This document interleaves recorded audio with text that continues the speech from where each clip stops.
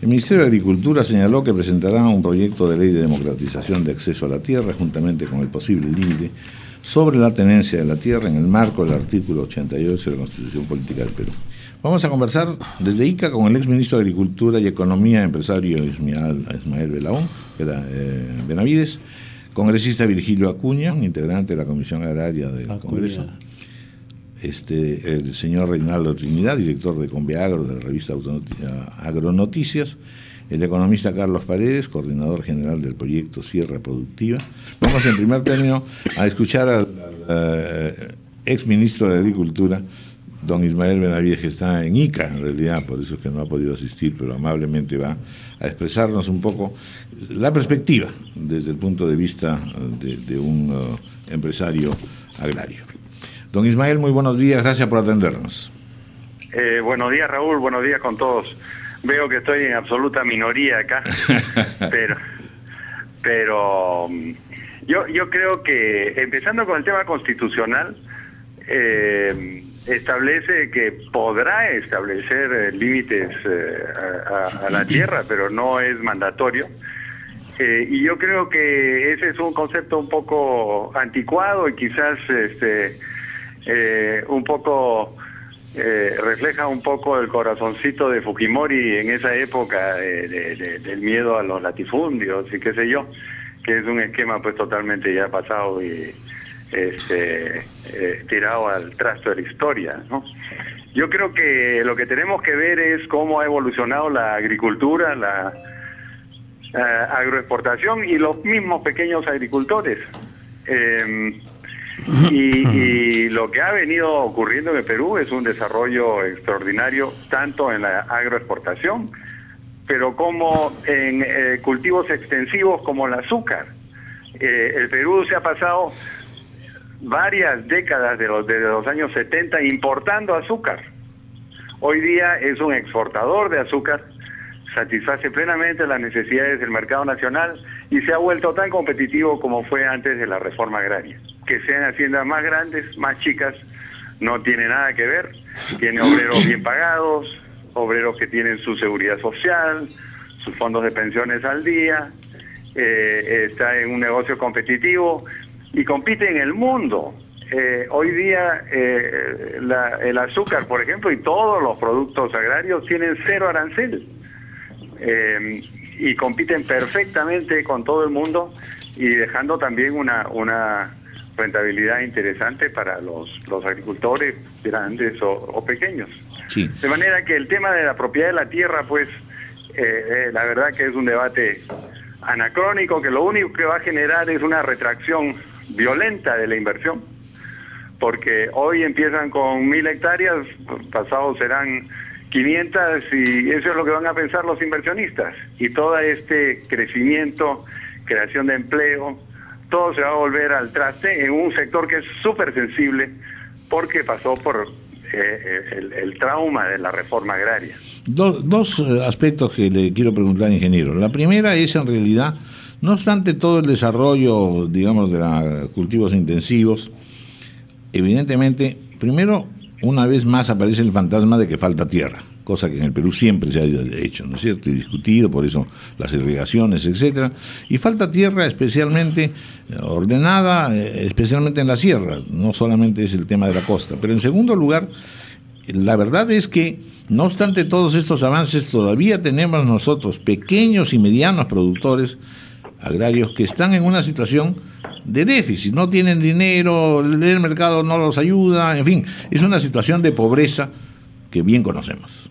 En ambos casos... Bueno, pero la pobreza en el campo, mi querido Raúl, viene como producto de la reforma agraria, de la parcelación de la tierra, de los lotes antieconómicos, de la migración del campo a la ciudad, que la gente abandona la tierra. Entonces es muy fácil decir que la pobreza está en el campo, efectivamente, pero no se trata de ponerle límite a la tierra, al contrario, en el Perú sobra tierra. Para darle una idea, en la costa solamente hay entre 250 y 300.000 hectáreas salinizadas, que en algún momento se cultivaron, pero hoy día no se cultivan. Eso tranquilamente se podría poner en producción con la incorporación de capital privado y el apoyo del Estado. Hay grandes irrigaciones en camino, estamos hablando de Majes, estamos hablando de Olmos, que ya empezó. Si cada valle de la costa peruana tuviera un embalse, como lo es en Chile, guardaríamos agua tanto para regular los valles como para extender la frontera agrícola. Entonces no se trata de que falta tierra. Y lo otro que ocurre es que no estamos aplicando de mejor modo la tecnología. Con tecnología se ve que los rendimientos pues crecen tremendamente y por eso exportamos. Porque tenemos tecnología, incorporamos nuevas variedades y estamos en los mercados mundiales. Entonces, si faltase tierra, pues, ¿para qué exportamos? Entonces, esos argumentos yo creo que son bastante deleznables. De acuerdo. Vamos a cortar aquí. No corte usted, por favor, para seguir escuchando y poder tener una segunda participación, ingeniero. Fernando Eguren, bienvenido. Gracias por estar con nosotros. Panorama de la situación. ¿Qué es lo que significa este debate? Bueno, significa varias cosas, porque resulta que el tema de la tierra ha adquirido una nueva importancia no solamente en el Perú, sino en el mundo, a raíz precisamente de procesos de concentración de la propiedad de la tierra que está ocurriendo en el África, en América Latina, en el Asia, y que llama a preocupación a organismos como la FAO, el Banco Mundial, etcétera, por dos razones básicamente. Una, por las proyecciones del riesgo de la seguridad alimentaria, y por otro lado, porque todavía hay una persistente pobreza rural en todos los países, digamos, que todavía estamos en esta parte del mundo no plenamente desarrollada, y que reclama justamente para superar estos problemas un apoyo y una promoción de lo que es la agricultura familiar. O sea, la agricultura familiar no es exactamente el minifundio de media hectárea, un cuarto de hectárea. La agricultura familiar es aquella que puede manejar una familia, que son 5, 10, 15, 20 o 30 hectáreas. Y que estudios en todas partes del mundo han demostrado que son, que digamos, con los debidos apoyos y contextos favorables, son altamente eficientes. Y ese es uno de los grandes mitos de todo este asunto, es que lo que es eficiente es la inmensa propiedad, y eso no es cierto. Donde sí se aplica una tecnología más sofisticada y que demanda también inversión, o puede haber para una economía familiar. Hay, por supuesto, tecnología suficiente. Pero por supuesto que las hay. Precisamente, cuanto más hay una modernización de las tecnologías, las escalas son menos relevantes.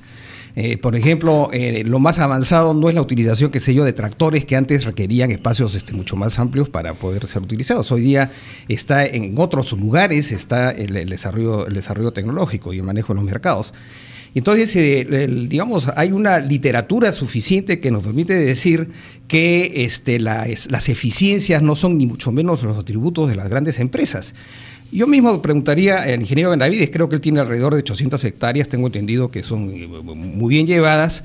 Si él considera que su tamaño de propiedad es un tamaño adecuado para ser eficiente en este mundo competitivo, si considera que es adecuado uno de 1.000 o 2.000 hectáreas, pero ¿por qué estamos pasando hoy día a las 20, 30, 40.000 hectáreas, o el Grupo Gloria, que tiene hoy día 80.000 hectáreas en un país que, a pesar de lo que dice el ingeniero Benavides, sí es escaso en tierras? Una cosa es que se inviertan centenares y miles de millones de dólares más para seguir ampliando la frontera agrícola, pero eso es una cuestión en perspectiva. Es innecesario para ser eficiente, para ser competitivo, las inmensas dimensiones que hay, y he estado revisando la información, por ejemplo, de los países europeos. En los países europeos, los fondos más grandes, donde la agricultura es muy eficiente, los fondos más grandes tienen, según los países, entre 1.500 y 2.500 hectáreas. Y los predios más grandes aún en los países europeos son aquellos que eran exsocialistas, donde había grandes fondos estatales y que han pasado al sector privado también como grandes fondos. Y quien quiera puede constatarlo viendo la estadística europea. De acuerdo. Bien, vamos a escuchar ahora al señor Virgilio Acuña. No, Raúl, buenos días para todos. Este tema de la tierra tiene que verse desde un punto de vista y de una visión mucho más amplia. La tierra está relacionada exclusivamente con la alimentación. Y viviendo en un país totalmente globalizado, tenemos que preguntarnos, sí, caso, ¿qué pasa? Aparte de la alimentación, es la agroexportación, ¿o no? Sí, por ahí voy. La tierra es elemento fundamental para la alimentación y en nuestro caso, en el país, nosotros tenemos una cantidad de tierra inmensamente grandes que cada vez se utiliza más para el tema de la agroexportación o para la producción de biocombustibles. Pero para volver al tema de la alimentación, en el mundo existe una corriente mundial que va en el sentido de garantizar la seguridad alimentaria, que es lo fundamental. Así como originalmente había esta teoría de la globalización, luego la teoría del cambio climático, ahora la corriente mundial es cómo los países garantizan su seguridad alimentaria. Y ese proceso de garantizar la seguridad alimentaria, por supuesto que tiene varias aristas. Una es la tierra, otro es el cambio climático, otro es los precios internacionales. Un país puede garantizar su alimentación a través de la importación de alimentos, puede garantizar su alimentación a través del control de las tierras. En el caso específico del Perú, nosotros estamos defendiendo una teoría que va por el lado de la propuesta del Banco Mundial y de la FAO. Hay una gran corriente de acumulación de tierras, inclusive de países dentro de otros países. Hay una acumulación de tierras y una compra de tierras de grandes corporaciones internacionales en otros países, con el riesgo de que esos países puedan destinar la producción a para exportaciones y no para la alimentación interna. En nuestro país ¿está amenazada la seguridad alimentaria? Mira, en el país... ¿La evolución de estos últimos años? En nuestro país tenemos como el 11% de gente extremadamente pobre, que son cerca de 4 millones de personas. Próximamente seremos unos 40 millones de habitantes y la pobreza va creciendo. Por lo tanto, tiene que haber una preocupación. Porque los gobiernos no tienen políticas claras para poder defender el hambre, para poder erradicar el hambre y para poder erradicar la pobreza. Y el control de las tierras sería una de las políticas que el gobierno tiene que dar para poder garantizar la erradicación de la pobreza. Entonces, usted diría que el proceso que se ha vivido en los últimos 20 años, que es el desarrollo de la agroexportación y de la expansión de dominio territorial, ¿son causa de la pobreza agraria que el Perú padece? El proceso de acumulación de tierras lo que está haciendo es que esas tierras se orienten a producciones más de agroexportación o de producción de plantaciones para biocombustibles más que para alimentación interna. Entonces, ¿el Perú no debería tener agroexportación? No, sí, por supuesto que debe tener, pero no puede ser libremente, o sea, no puede dejar libremente para que todas las tierras, sobre todo estas tierras en que el Estado invierte tanta plata para darle agua y para hacerle fértil. Este es el punto que ha tocado el señor Benavides, que de alguna manera también le voy a pedir después a Fernando que exprese su opinión al respecto, porque efectivamente pues, ese es uno de los nudos de la discusión, ¿no es cierto? Si hasta ahora se ha seguido o no una correcta política agraria, y qué se tendría que hacer para poder lograr que incorporación de mediano, pequeño productor y además economía familiar agraria, para poder superar esta situación de pobreza todavía tremenda en ciertas áreas del país. Vamos a escuchar ahora a don Carlos Paredes. Muy buenos días. Muy buenos días y muy agradecido por la oportunidad. Estamos en el centro y corazón del debate y a usted ha sido muy alabado precisamente porque ha encontrado fórmulas interesantes. A ver. Mire, en realidad el Perú es un país de pequeños propietarios. De 2 millones de unidades productivas que hay en el Perú, el 95% tienen de 15 hectáreas hacia menos de 1 hectárea. Y el 85% de ese total tiene de 3 hectáreas hacia menos de 1 hectárea. Por tanto, somos un país de pequeños propietarios minifundistas. El gran problema es que el Estado los considera inviables, los considera inútiles, los considera no posibles de crecer por sí mismos, por lo cual diseña programas de asistencialismo que hacen sobrevivir la pobreza.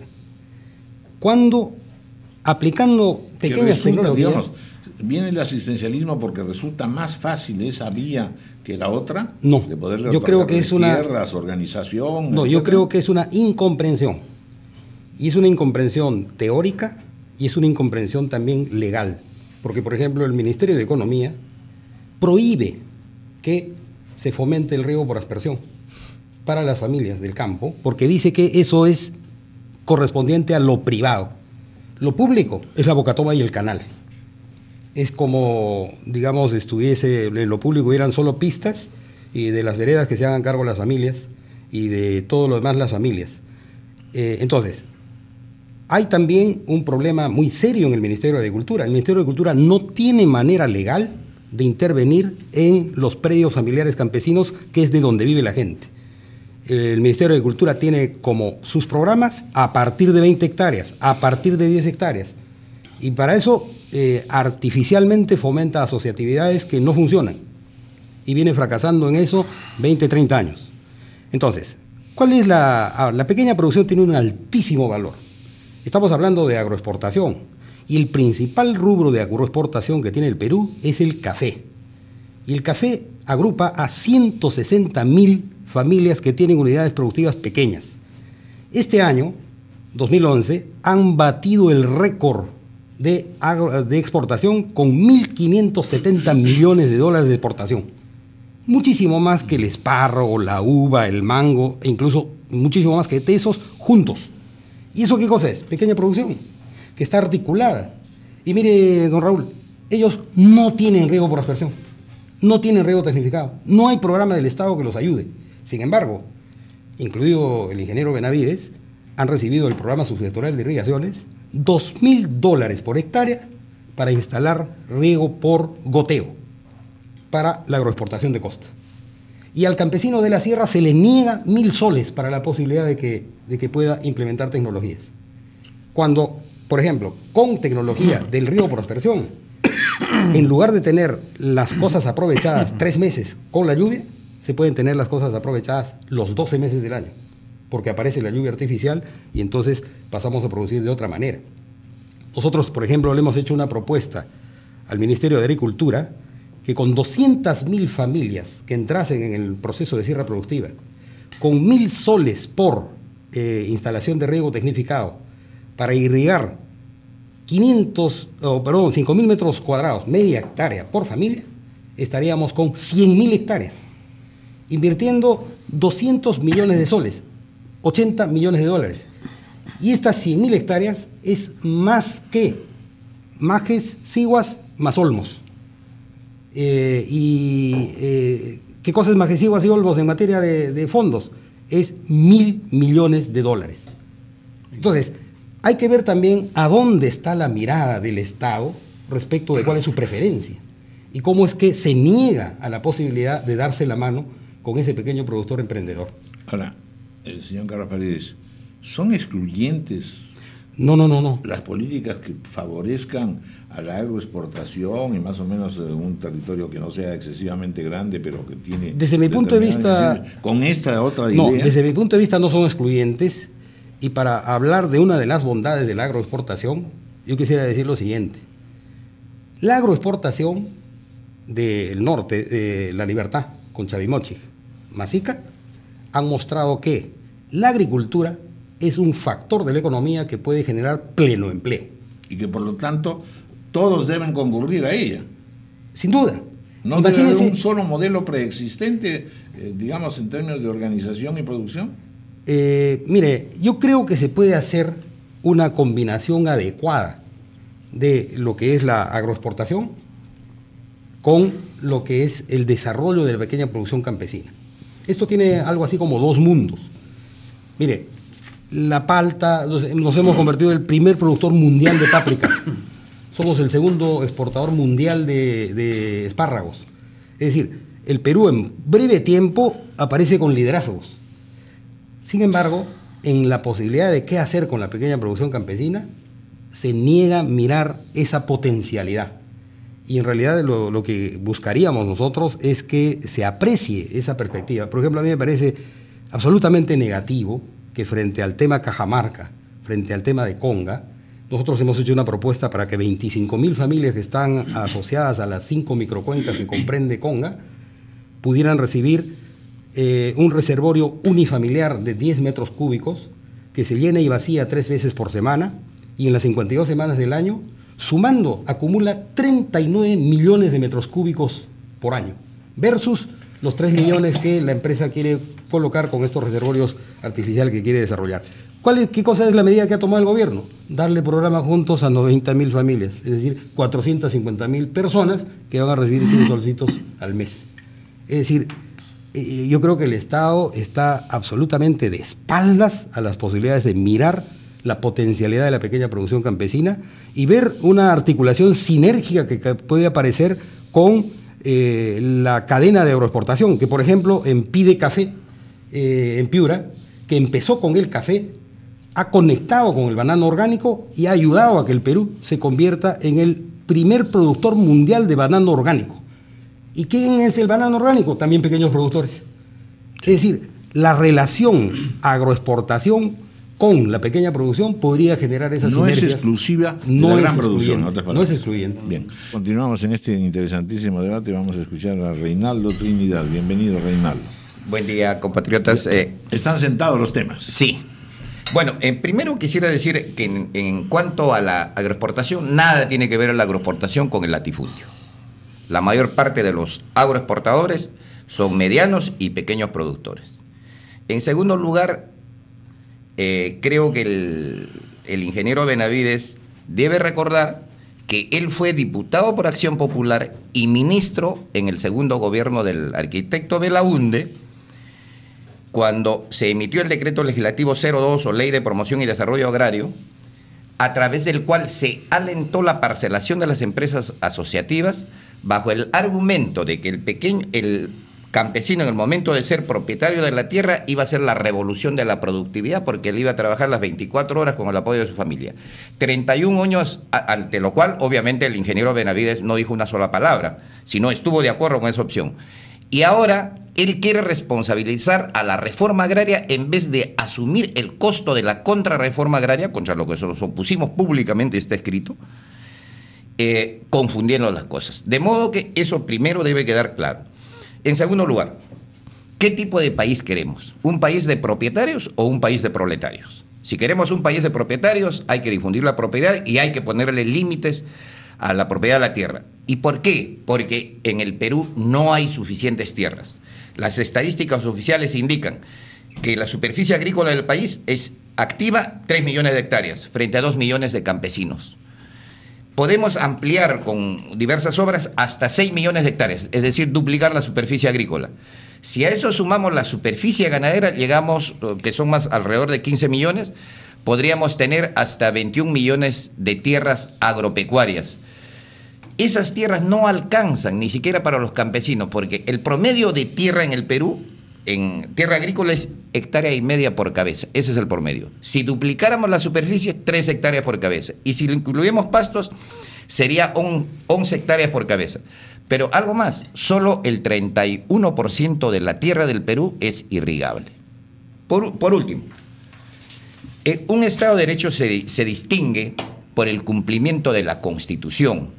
Y hombres públicos, como ha sido el ingeniero Benavides, deberían decir las cosas completas.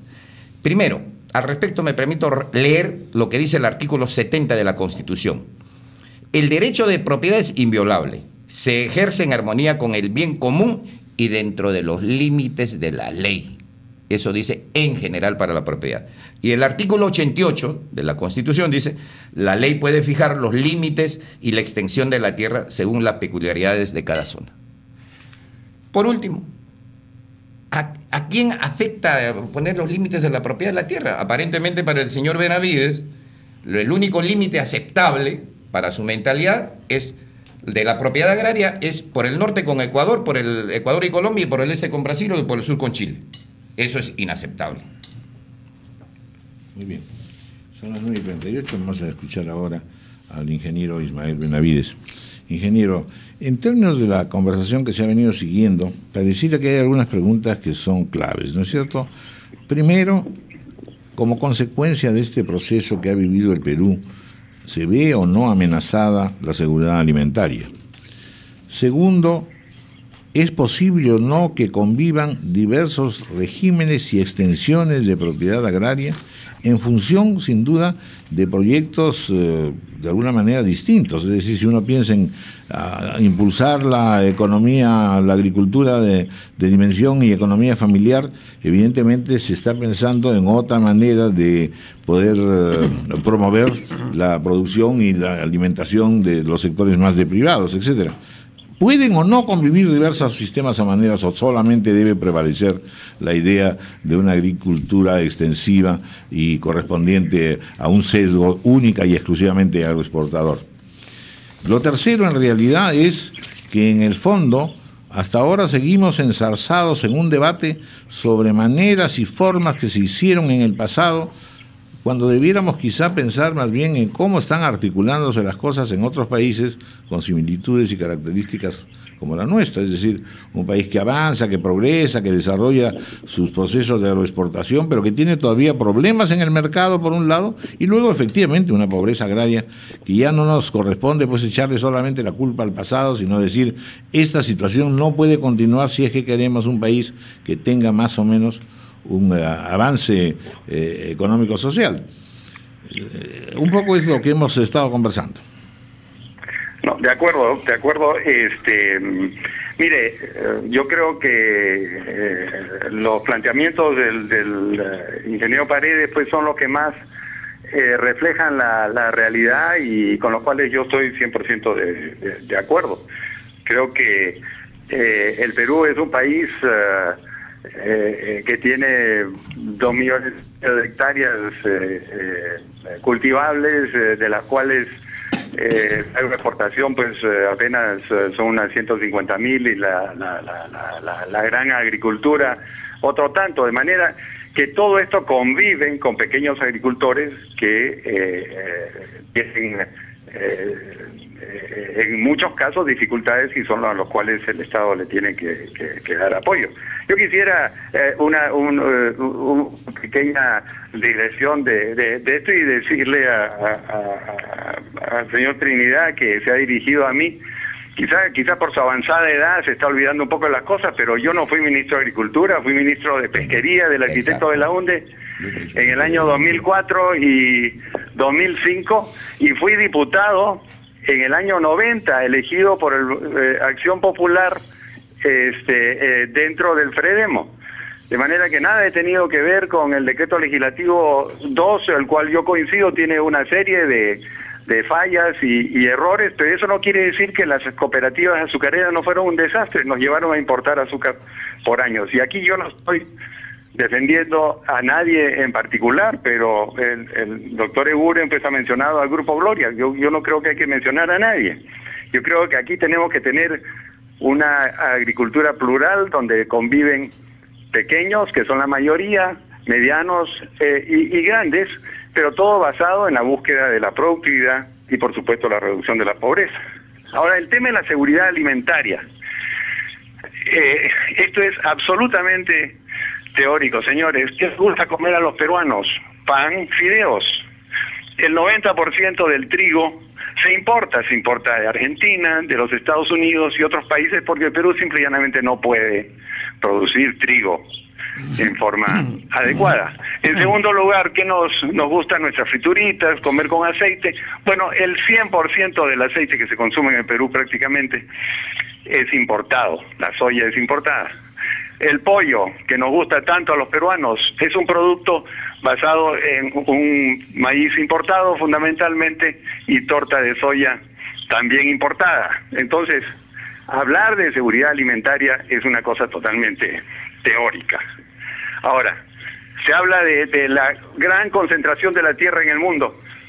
Bueno, lo que pasa es que los países también se desruralizan. En Estados Unidos apenas el 2% de la población está en el campo. Y eso evidentemente lleva a la necesidad de tener extensiones grandes, muy mecanizadas, las cuales son altamente productivas. Lo mismo es en Argentina. Entonces, eso no afecta para nada a la seguridad alimentaria. Y tampoco afecta la pobreza o el bienestar de los campesinos. En el Perú probablemente un análisis dinámico, los pequeños agricultores también están migrando a las ciudades. en la medida que un agricultor que tiene 1 hectárea y tiene 6 hijos, bueno, una buena parte de los hijos se van a ir a la ciudad. Y va a ir cambiando el patrón de la tenencia de la tierra en el tiempo. Se habla de Europa.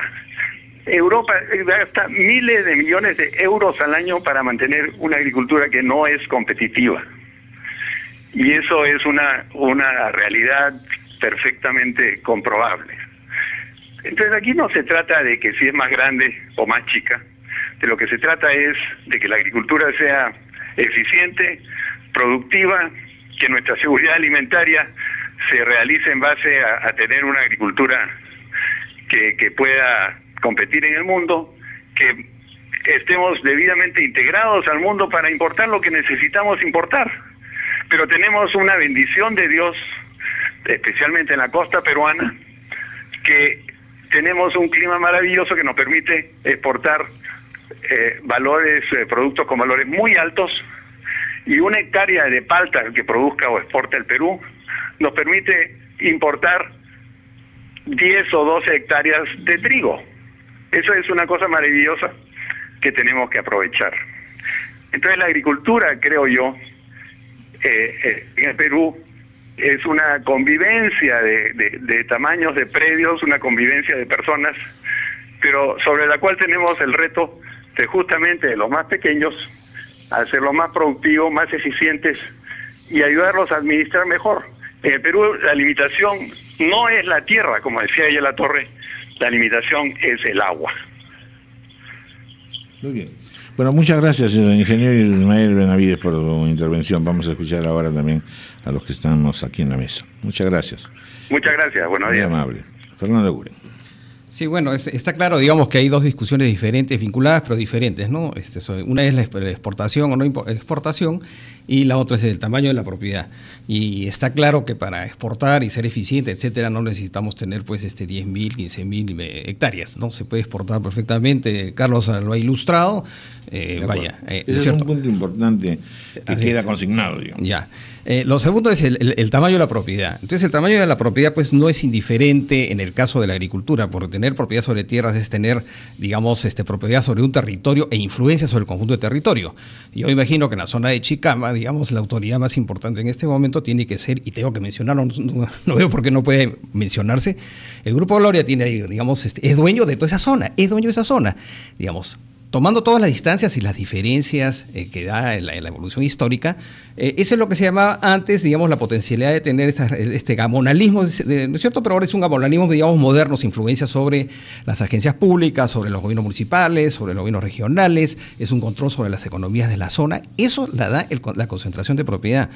Entonces, no solamente es una discusión sobre si es eficiente o no es eficiente. Ahora, pensemos, por ejemplo, en Argentina o en Chile. ¿No se dan esos fenómenos de concentración de la propiedad también? Claro, digamos, hay dos países en América Latina donde hay hay predios inmensos, que es el caso sobre todo de Argentina y el caso del Brasil, ¿no es cierto?, que tienen, tierras envidiables, tienen grandes dimensiones de tierras, que no es el caso del Perú. En el caso de Chile no hay las grandes propiedades que hay acá, salvo en las áreas, digamos, de forestación, ¿no es cierto?, de reforestación en la zona, sobre todo en la zona sur. Yo estaba en Chile, conversó con gente entendida en la materia, y cuando yo les cuento más o menos cuáles son las dimensiones que existe acá, se quedan realmente sorprendidos, ¿no? Si toda esta revolución importante de la agricultura chilena desde los 70s, digamos, en adelante hacia la exportación, eso se ha hecho sobre fondos de 100, 200, 300, 400 hectáreas. Esas han sido las dimensiones, digamos, que han sido prevalecientes. Pero yo quisiera tocar un tema sobre la cuestión de la alimentación. El Perú, más o menos, la relación entre producción doméstica para el consumo de alimentos e importaciones es más o menos el 11% se importa, ¿no? Y es muy peligroso depender más justamente a partir del año 2007, digamos, se ha mostrado una gran inestabilidad en el mundo, digamos, de la producción de alimentos en los mercados internacionales alimentarios. Nosotros hemos hecho una proyección hacia el año 2021, en la población más o menos tendrá unos 33 millones de habitantes, la peruana, y hemos jugado con 3 escenarios. El primer escenario es cuántas hectáreas nuevas se necesitan para alimentar a estos 33 millones de peruanos sin incrementos en los rendimientos físicos. Y más o menos se necesitaría como 1.300.000 hectáreas nuevas con relación a las que existen hoy día. Si es que hay un aumento de los rendimientos en los próximos 10 años equivalentes al aumento de rendimientos que hubo en los últimos 10 años, entonces necesitaríamos de todas maneras unas 620.000 hectáreas nuevas. Y si aumentamos grandemente, triplicamos nuestra dependencia alimentaria, se necesitarían más o menos 450.000 hectáreas. Entonces la pregunta es, ¿de dónde vamos a sacar esas hectáreas? ¿No? No, pero eso es importante lo que tú señalas, porque quiere decir que en realidad, paralelamente con estos límites a la propiedad, tiene uno que plantearse una política de incorporación de tierras muy firme, previsora y audaz incluso. No, de ampliación del terreno agrícola, digamos, uso del suelo, ¿no es cierto? Y ahí sí entra un problema de hasta qué punto, digamos, si todo lo nuevo que hay en la costa, por ejemplo, toda hectárea nueva que hay en la costa, todo es hacia afuera. En la sierra casi no hay posibilidades de aumentar la frontera agrícola. En la sierra lo que hay son procesos erosivos de pérdida de tierras.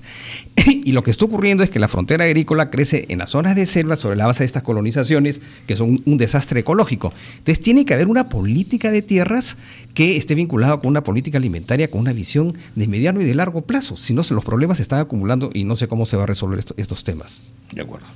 Muy bien. Carlos Paredes. Bueno, desde la perspectiva y experiencia de Sierra Productiva, está surgiendo una alternativa de seguridad alimentaria donde la chacra de la familia se convierte en el supermercado de la familia, porque pasa de producción extensiva y crianza nómade a producción tecnificada e intensiva, por justamente el riego tecnificado, que permite mayores alimentos para las crianzas y poder hacer que las crianzas estén, digamos, o estabuladas o semiestabuladas. Entonces, lo que ahora la familia campesina está comiendo de su chacra es equivalente a 500 soles que no tiene en el bolsillo para ir a comprar al mercado. Y está con una diversidad de alimentación que le permite combinar granos, tubérculos, hortalizas, lácteos, carne a través del cuy, carne a través del pez carpa. Pues es una descripción casi de una familia holandesa. Exacto. Vamos a ver si eso está ocurriendo. Está ocurriendo. Exactamente. Y está ocurriendo en ciertos sectores. No, donde aparece Sierra Productiva. En todo lugar donde aparece. Y además, don Raúl, está surgiendo un elemento que me parece de profunda cualidad. Mire, las familias del campo, ahora con esta nueva producción y esta nueva oferta, están llegando a los mercados locales para que los consumidores locales puedan consumir estos productos. ¿Qué cosa es lo que consumían antes? Las hortalizas que van de la costa. Y las hortalizas que van de la costa, por ejemplo, a Santiago de Chuco, desde Trujillo, son de cuarta.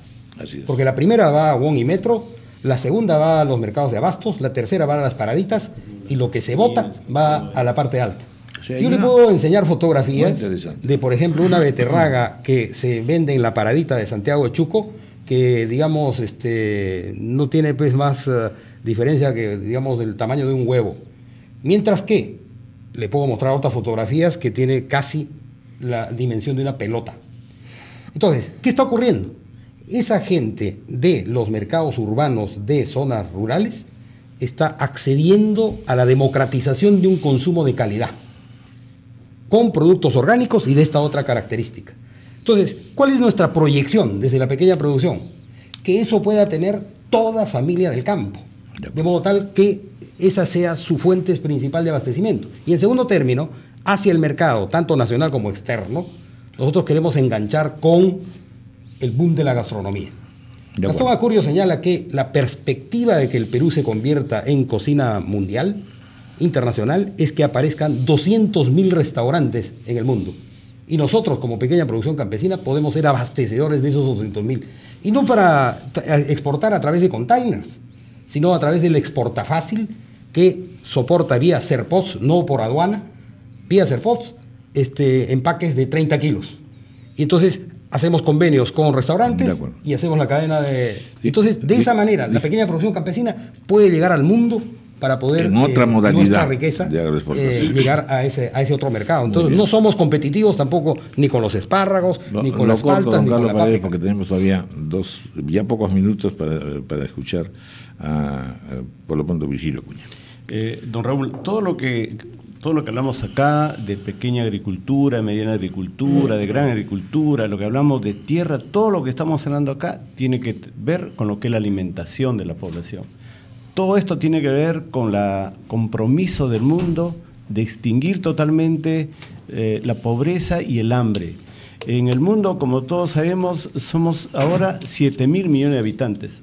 Pronto seremos 9.000 millones. De los 7.000 actuales, hay 1.000 millones de habitantes que tienen hambre y viven una extrema pobreza.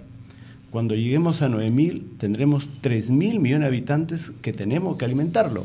Y esa alimentación de esos 3.000 millones que viene, están sustentados en la tierra. Y la tierra no es un recurso que se renueva, la tierra no es un recurso que viene nuevo, sino tiene que dar en la tierra. En el Perú somos 30 millones y pronto seremos 40 millones. En el Perú tenemos un 11% de gente extremadamente pobre, que son más de 3 o 4 millones de habitantes, y esa gente pobre no tiene el acceso a la alimentación. Esa alimentación que se requiere los 4 millones de peruanos requieren políticas. El Estado tiene que dar políticas para garantizar la alimentación de estos 4 millones de peruanos. Esas políticas tienen que ver con la tierra, tiene que ver con la productividad, tiene que ver con la tecnología, tiene que ver con la capacitación, tiene que ver con una serie de áreas que el Estado tiene que preocuparse. Y una de esas áreas que es responsable del Estado tiene que ser poner un límite a la propiedad de la tierra. ¿Y por qué poner un límite? Porque así como la pobreza crece en el mundo, también existe una gran voracidad de otros países por apropiarse de tierras y comprar tierras. Así como en el Perú tenemos empresas que quieren cada vez tener más tierras, en el mundo también con el objeto de garantizar la alimentación de sus pueblos, también existe una gran voracidad por comprar las tierras. Entonces nosotros creemos que es una responsabilidad de este gobierno garantizar y reducir la pobreza y sobre todo garantizar la alimentación de los millones de peruanos que viven en el campo, viven en los Andes, viven en las costas, viven en la selva. Acá en el Perú, de los 4 o 5 millones de niños menores de 5 años, el 25% son totalmente desnutridos. Tenemos cerca de 1 millón de niños menores de 5 años que son desnutridos. Y esa desnutrición está porque no hay una atención en la agricultura, en el campo, en la ciudad, no hay una preocupación del gobierno por dar políticas que puedan garantizar la alimentación de los peruanos. Muy bien, muchas gracias, congresista Virgilio Acuña. Reinaldo Trinidad. Bueno, primero mis disculpas ante el ingeniero Benavides y el público por la involuntaria confusión de fechas, pero la cuestión esencial es la siguiente. Que sea involuntaria y no, como lo ha dicho el ingeniero Benavides, los años que a mí me están causando. Soy un poquito menor que el ingeniero Benavides en este sentido, pero creo que no tiene que ver con la edad. Bueno, la cuestión fundamental es que hay que poner límites máximos y mínimos a la propiedad de la tierra. Primero, porque es un recurso escaso. Segundo, porque así dice la Constitución. Y tercero, porque ello no atenta ni contra la inversión ni contra el pluralismo económico. En cambio, el latifundio, está demostrado históricamente, es antitécnico, antieconómico, antisocial e incluso antiecológico.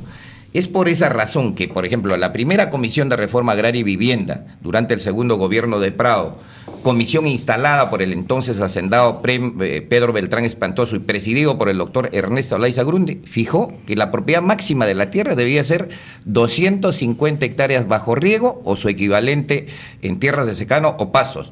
Luego la primera reforma agraria del arquitecto Belaúnde dijo 150. La reforma agraria de Velasco dijo 50, aunque luego retomó la propuesta del gobierno de Belaúnde.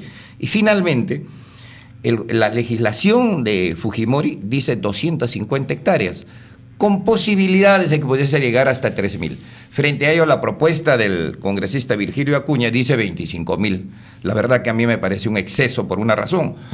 Si prosperara esta ley, un solo propietario podría hacerse dueñño de todos los valles de Tacna, Moquegua y Arequipa, exceptuando Majes, y eso realmente me parece inadmisible. Perdón. Muy bien.